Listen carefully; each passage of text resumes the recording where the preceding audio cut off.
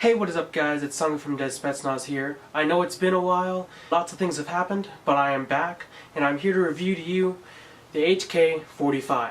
Now, the Hk45 is probably and easily becoming one of my #1 favorite pistols I have ever carried onto the field or ever used. Just because it's very comfortable in the hand, and it just feels, almost perfect. I'm going to go through the specs just for you guys to know what I'm talking about, what you guys can find out about this gun in this review. So I'm going to start off with the left side. Here on the left side we got nice grips here on the front and the back. That way you can rack the slide from the front or from the back.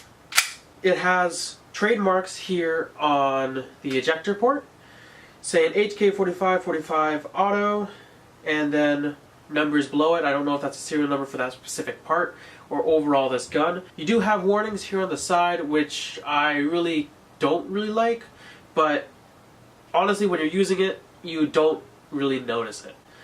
You also have licensed trademark of H&K, and moving on down from the slide you got a slide release. It's ambidextrous, so it means it's on both sides here. So when you rack the slide you can also pull it down from here if you really so wish. You have more trademarks such as the caliber, 6mm BB, so that way, I don't know, you don't get it confused, I guess. Also, H&K in Germany, since it is a German brand, H&K. Now, moving a little bit farther down, you do have a European-style mag release, as most people are so used to the button usually located on the left side of the gun. This is actually on both sides, and it's right here by the trigger port. And you just pull that down and the slide releases the, I think it's a 30 round magazine. 30 or 28, one of those two numbers. Now moving down, we do have really comfortable grips here. It has indents and curves for your fingers to just line up perfectly.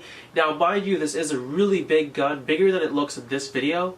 Probably the camera probably does not do this justice, but it is a huge gun.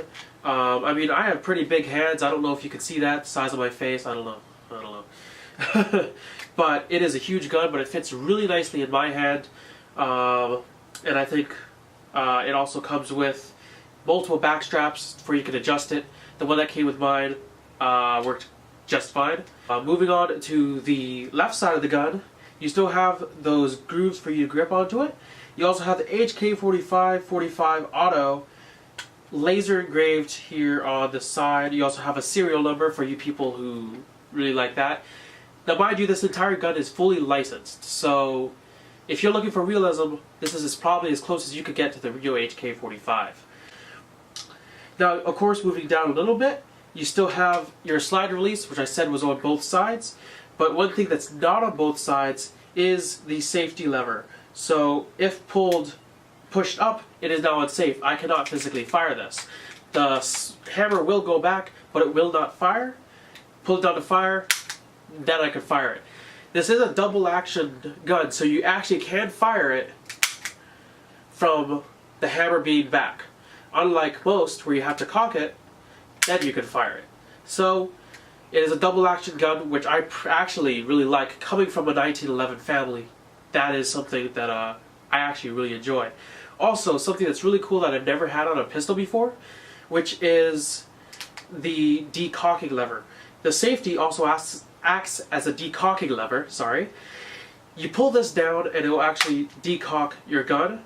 Not to a point where it actually hits the firing pin, but just enough. So that way, if you have it in a holster, it's cocked back, you don't want to pull it, you can actually just do that. You have it in your holster, so when you pull it out, I guess it's ready to fire. Either way, it's pretty good. So it's of course like an old magazine. You fill it through the bottom, you have pressure release here on the top, and of course you fill in your BBs here. Now, one thing that's pretty cool about the Hk45 magazines, which I kind of wish other brands and guns did, was if you pull it back and you hear that locking, it actually locks itself into place. Now, the only problem with this that I found personally, coming from a gun, and most of you probably will be, coming from a gun that doesn't do this, is the fact that you might forget that it's locked. So when you put it back into your gun, you might fire maybe even fire just one BB, and then you continuously fire since it's still giving you gas, but the BBs aren't being fed because the spring isn't released yet. Now, I'm going to try to do this the best way I can, which is to release it and slowly move it up. Now to release it, you just push down on it, coming from this angle, and it will release the tension, or release the locked spring.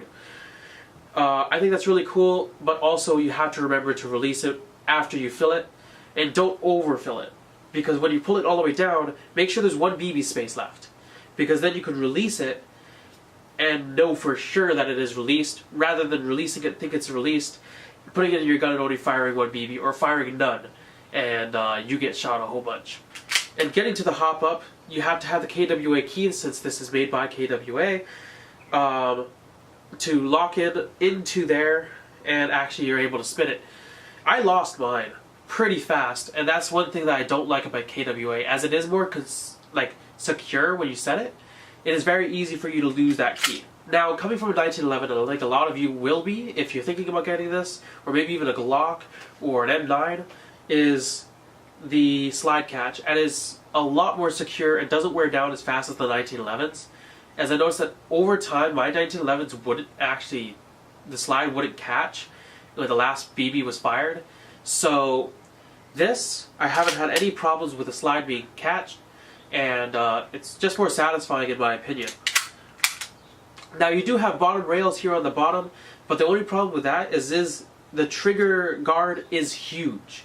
So there's no problem with you having your gloves and not being able to find the trigger, but the one thing I can see the problem of is actually putting on a tack light on here, as it may be kind of strenuous to reach over. That's the only thing that I can think is kind of bad about this entire gun. It's built well, the bottom is polymer, the top rail is metal, and I don't hear too much rattling. I hear a little bit, but that's not nearly as bad. The slide doesn't wobble very much. It's overall a really good gun, and it's super accurate. I'm sorry that I'm not able to do a shooting test. It's just that it's been raining super hard outside, and I'm not able to do that today, or maybe in the next few days. And I felt like you guys needed to have this review to you guys. It is one of the best guns probably one of the best guns I've ever reviewed in my life. So I highly suggest getting this gun. It is a little bit pricey, but if you're willing to spend a little bit of money, this gun will not let you down. I know I'm going to be switching over from 1911s to Hk45s now, because of just the reliability and the accuracy you get straight out of this box. So thank you guys for watching. Make sure to like and subscribe and support the channel, support the growth.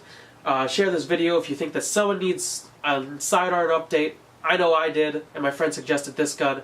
So maybe do your friends a favor, share this video, and have a nice day.